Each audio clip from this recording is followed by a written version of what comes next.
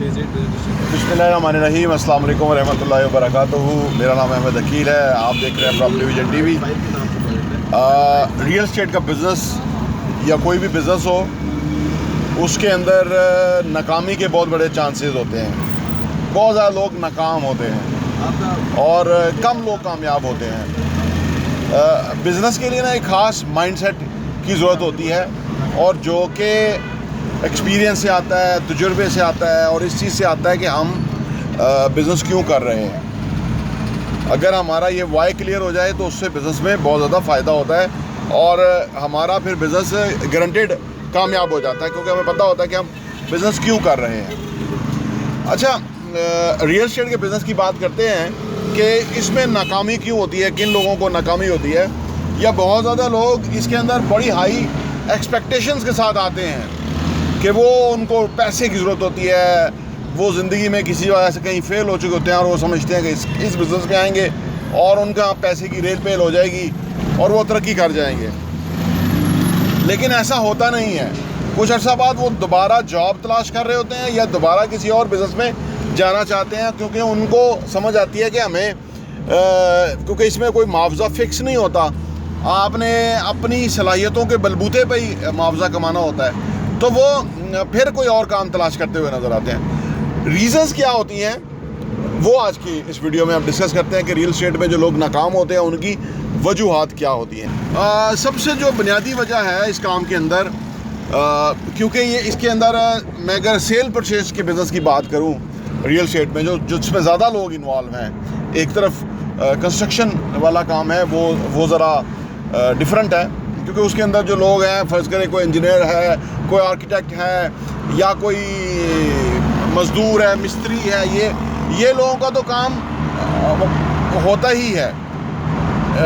इनका काम जो है वो ख़त्म नहीं होता, और ये अगर वो काम समझते हों, अच्छा मिस्त्री कारीगर हो, हुनरमंद हो, उसके काम नहीं ख़त्म होते, आर्किटेक्ट के काम नहीं ख़त्म होते, बल्कि लंबी लंबी अपॉइंटमेंट देते हैं। तो इनका तो एक अलग चीज़ हो गई। इस तरह कोई अच्छा बिल्डर है तो वो उसके पास घर बनाने के लिए होंगे, उसके पास बिल्डिंग बनने के लिए होंगी, क्योंकि वो अच्छा काम करता है, लोग उसी से करवाना चाहते हैं। तो ये तो एक और कंस्ट्रक्शन और बिल्डिंग का काम तो अलग हो गया।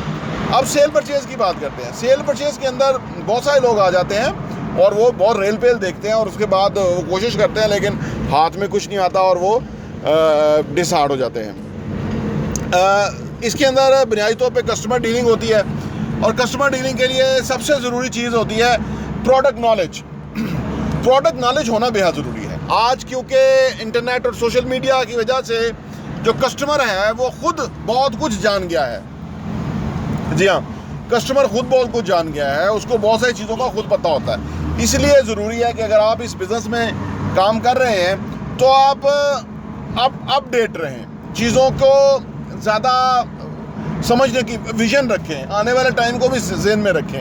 ये भी ज़हन में रखना पड़ता है कि कौन से एरियाज़ कब क्लिक करने जाएंगे, ये मालूमात भी चाहिए होती हैं, क्योंकि जब कस्टमर आएगा तो उसके पास हमारे पास फर्स्ट हैंड नॉलेज होना चाहिए, ताकि हम उसके साथ शेयर कर दें। इनफैक्ट नॉलेज के पैसे हैं इस काम के अंदर, तो अगर हम उसको वो वाली नॉलेज देने में कामयाब हो गए जिसकी वजह से उसको फ़ायदा होगा, तो उससे अगला फ़ायदा उठाएगा और हमें भी वो मुआवजा आराम से देगा, उसको प्रॉब्लम कोई नहीं होगा। तो पहली बात यह है कि प्रोडक्ट के ऊपर नॉलेज होना बेहद ज़रूरी है, तभी जाके हम कामयाब होंगे।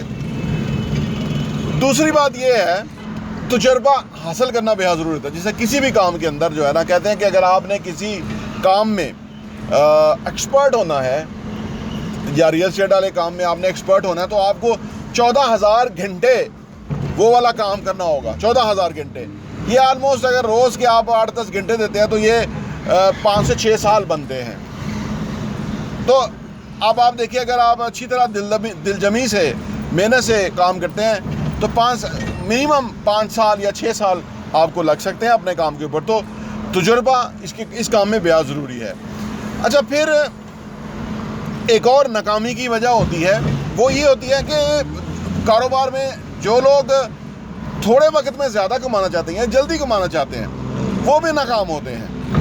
देखिए, आज की दौर के अंदर जैसे मैंने आपको बताया ना, किसी को धोखा देना बहुत मुश्किल है, और जो लोग किसी को धोखा देंगे ना, वो दरअसल किसी को क्या धोखा देंगे, कोई धोखा खाएगा ही नहीं खाएगा, वो खुद जरूर धोखा खा जाएंगे।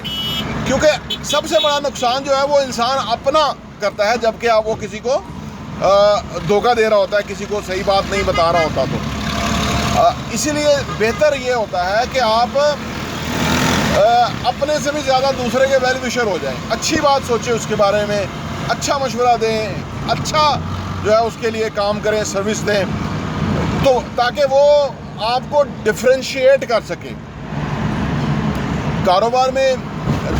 जब आप डिफरेंशिएट होना शुरू हो जाए बाकियों से, यानी आप अलग हों, बाकियों से मुख्तलिफ हों, बेहतर हों, तो फिर आपका काम चमकेगा, फिर आपका काम जो है वो बहुत तरक्की करेगा। और यहीं पे आके लोग मार खा जाते हैं, वो इस काम में रहते नहीं हैं, वो इस काम में से कुछ लेके भागना चाहते हैं किसी तरफ।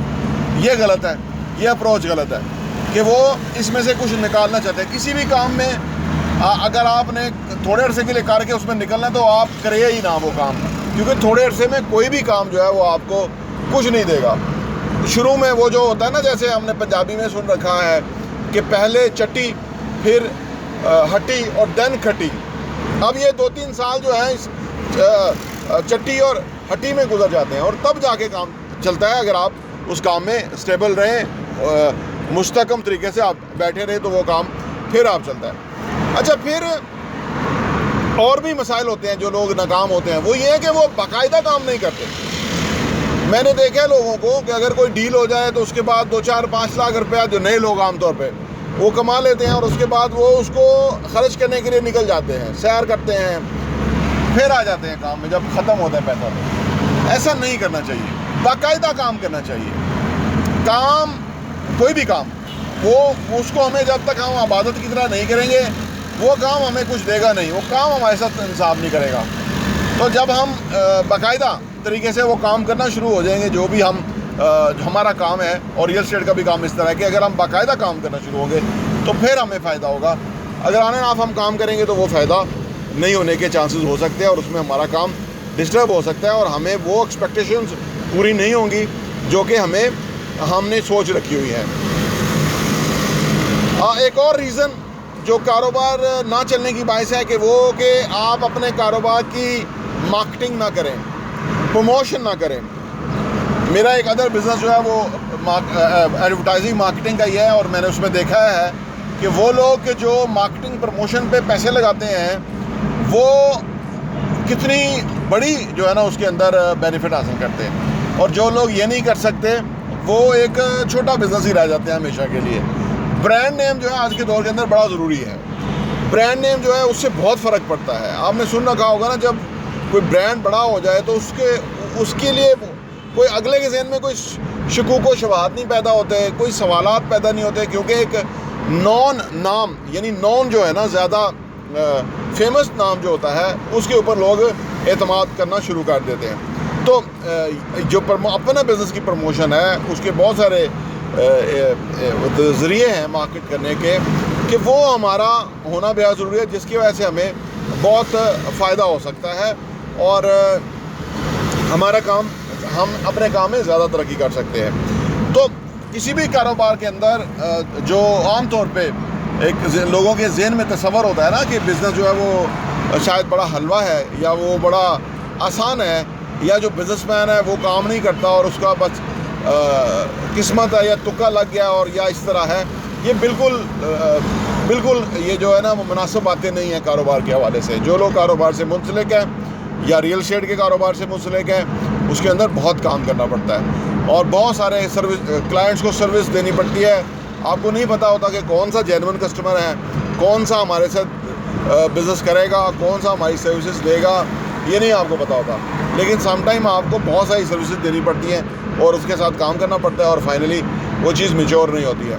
तो इसके अंदर जब तक कि हम इस चीज़ को मद्देनज़र रखें कि हमें एक्सपर्ट होने के लिए जितने घंटे चाहिए उतना हमें काम करना होगा, और फिर ये जो बिज़नेस है, फिर ये रियल एस्टेट का बिज़नेस जो है वो लोगों को नवाजता है और फिर ये इसके अंदर बहुत ज़्यादा ग्रोथ है, बहुत ज़्यादा जो है इसके अंदर फिर इंजॉयमेंट है एक सर्टन लेवल से आगे जाने के बाद।